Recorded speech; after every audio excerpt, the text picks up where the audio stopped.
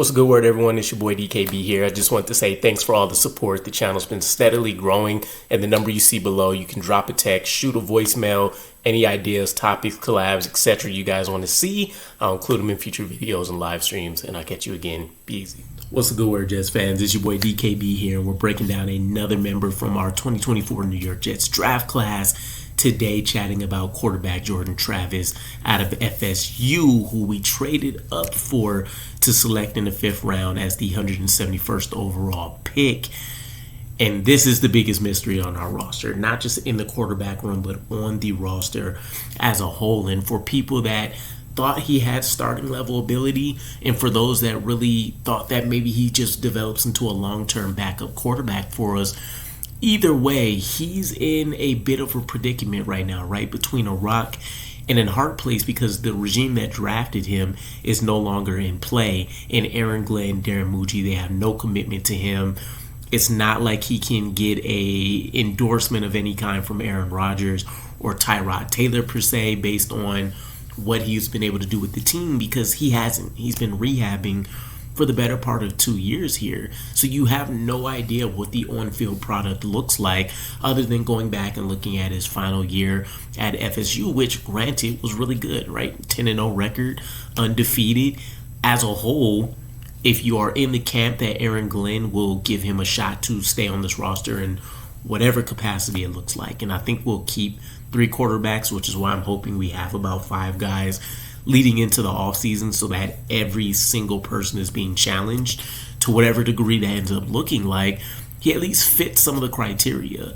A 28-9 record as a starter, which is definitely one of the better ones coming out of his draft class. And we know Aaron Glenn's already put out the blanket statement, based on, of course, him being groomed by Bill Parcells and how he evaluates talents, that he simply just wants a winner. And that's definitely what Jordan Travis was when he was selected, for sure, before he ended up going down with this gruesome injury. So all we really have to rely on is college stuff. And I don't want to dive into that because we chatted about it during the draft per se, but just know he was a guy that featured a ton of upside athletically. I would argue he's a top 12 quarterback instantly stepping on the field if he never got injured and we took him at face value, which also meant we probably would have had to select him on day 2, because in my opinion, could have been a fringe first-round quarterback, but for sure, somewhere between day 2 and day 3, he should have been picked up and looked at. So this could still be a steal for the Jets. This could be a guy that they say, I don't want to have to worry about sinking a ton of time into the rehab and injury. We got to get things going ASAP. And he could potentially never play for the New York Jets throughout the course of an offseason, or even making it into the regular season.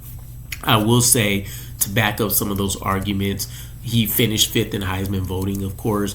The winning record, if that doesn't sell you enough, he did have a crazy advantage when he decided he wanted to use his feet, averaging over 7 yards per carry over the course of his tenure with FSU, right? And you're talking about a 5-year quarterback playing experience between his time at Illinois, I believe it was, Louisville, his time with Louisville, where he didn't really see much run at ever, hence leading to his transfer. But he was a guy, you enjoy seeing him being able to throw from multiple angles, decision making improved, the lower body mechanics needed a ton of work, and he didn't have an elite arm, but he hits all of the same qualifications that you would look for out of a lot of the quarterbacks that will be coming out of this draft class, which granted, people think is not going to be great, but there are some things that should help him out. Ideally, he'll be healthy for this training camp. We don't know. He's had a ton of setbacks, as we know, throughout the course of last year, but he should see the field healthy. He did still get a chance to be groomed mentally from Aaron Rodgers, who would have been in the same training room as him often enough. So I imagine that they've had a little bit more time together than the normal quarterback 3 to starter situation.